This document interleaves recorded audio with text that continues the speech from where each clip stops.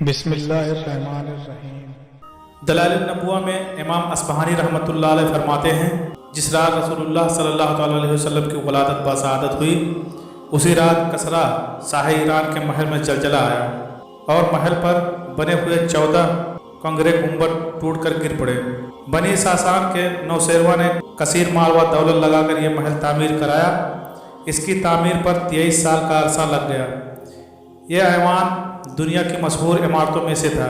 اس میں زوردار زلزلہ آیا جس کے جھٹکوں سے محل پر بنے 22 میں سے 14 کنگرے ٹوٹ پڑے، جس کی وجہ سے کسرا نوشیروان سخت پریشان ہوا اور پہلے پہل تو عجز و استقلال سے کام لیا، لیکن مسلسل پریشانی کے باعث دربار لگایا۔ اراکین سلطنت سے اس عظیم و غیر معمولی واقعے کی وجہت دریافت کرنا چاہیے۔ دربار لگا، اراکین سلطنت جمع ہوئے۔ ابھی نوشیروان ان سے کچھ کہنے بھی نہ پایا تھا کہ اسے اطلاع دی گئی کہ آج کی سب تمام آتش کدوں کی آگ یکایک بجھ گئی ہے۔ یہ ابھی اسی مجلس میں بیٹھا تھا کہ ایلیلیا کے گورنر کا خط اس کو پہنچا، جس میں اس نے لکھا کہ آج سب بحر ساوا کا پانی بالکل خشک ہو گیا ہے۔ اسی مجلس میں تبریہ سے خبر آئی کہ بحر تبریہ میں پانی کی روانی موقوف ہو گئی ہے۔ پریشانی کے عالم میں نوشیروان نے کہا کہ آج سب ایوان میں سخت زلزلہ آیا ہے اور ایوان کے 14 کنگرے بھی ٹوٹ کر گر پڑے ہیں۔ یہ سن کر کسرا کے مفتی اعظم موبجان نے کہا کہ آج کی رات میں نے ایک خواب دیکھا ہے کہ عربی اونٹ اور گھوڑے دریائے دجلہ کو عبور کر کے عجم کے شہروں میں پھیل چکے ہیں۔ بادشاہ نوشیروان نے موبجان سے پوچھا کہ تجھے اپنے خواب کی تعبیر کیا سمجھ آتی ہے؟ موبجان نے کہا کہ بظاہر یوں معلوم ہوتا ہے کہ عرب میں کوئی بڑا واقعہ رونما ہونے والا ہے۔ ساتھ ہی یہ کہا کہ آپ ہیرا کے کسی عالم سے اس کے بارے میں دریافت کر لیں۔ چنانچہ نوشیروان کے حکم پر نعمان بن المنجر نے عبدالمسیح غسانی کو بھیجا۔ عبدالمسیح غسانی کی عمر اس وقت لگ بھگ 150 برس ہو گئی۔ اس کے سامنے خواب اور حیران کن واقعات بیان کیے گئے تو اس نے کہا کہ شام کے شہر جابیہ میں میرا ماموں ستیح رہتا ہے، اس سے معلوم کرنا پڑے گا۔ ستیح کی عمر اس وقت 300 برس کے قریب تھی۔ اس کے بدن میں سوائے کھوپڑی کے کوئی ہڈی نہیں تھی، اس وجہ سے وہ بیٹھ نہیں سکتا تھا۔ ہاں، جب اسے غصہ آتا تو اس کا بدن پھول جاتا، جس کی وجہ سے وہ کچھ لمحے کے لیے بیٹھ پاتا۔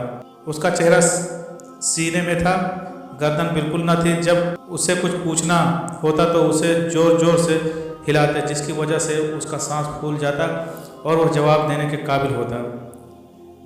عبدالمسیح چند لوگوں کے ہمراہ اپنے ماموں ستیح کے پاس پہنچا اور بلند آواز میں کہا، یمن کا سردار سنتا ہے یہ بحرہ ہو گیا ہے۔ ستیح نے جواب دیا کہ اے عبدالمسیح، تم میرے پاس ایسے وقت میں آئے ہو جب میں قبر کے قریب ہو چکا ہوں۔ شاہ فارس نے تمہیں میرے پاس بھیجا ہے کہ تم مجھ سے یہ معلوم کر سکو کہ آتش قدح کیوں بجھ گئے اور 14 کنگرے کیوں گر پڑے۔ موبجان کے خواب کی تعبیر کیا ہے؟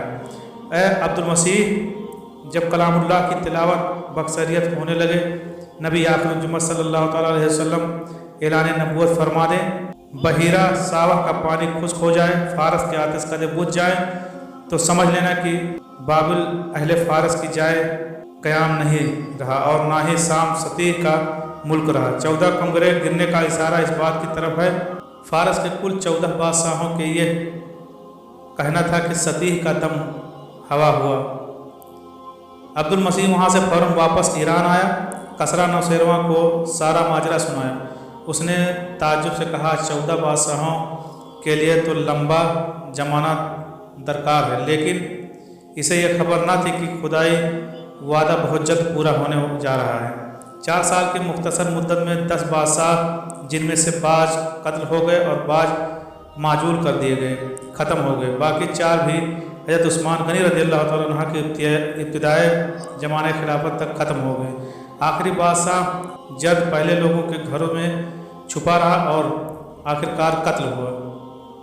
یوں 3164 سالہ سلطنت کا خاتمہ ہوا۔ آپ صلی اللہ علیہ وسلم کی نبوت کے اسبات پر آپ کی ولادت باسعادت سے بھی قبل دوسری دلیل ایران کے آتش کدوں کی آگ का एकाएक बुझ जाना है। इन आतिश कदों में एक मरकजी आतिश कदा था जिसे ईरान के बादशाह गुस्तासब ने मजूसियत इख्तियार करने के बाद 1000 साल पहले कायम किया था। मजूसी आग की पूजा करने वाली कौम को कहते हैं। इनका अकीदा यह है कि आग नफ़ा व नुकसान की मालिक है। ये दिन रात अपने इबादत खाने जिसे आतिश कदा कहा जाता है उसमें आग रोशन करते हैं।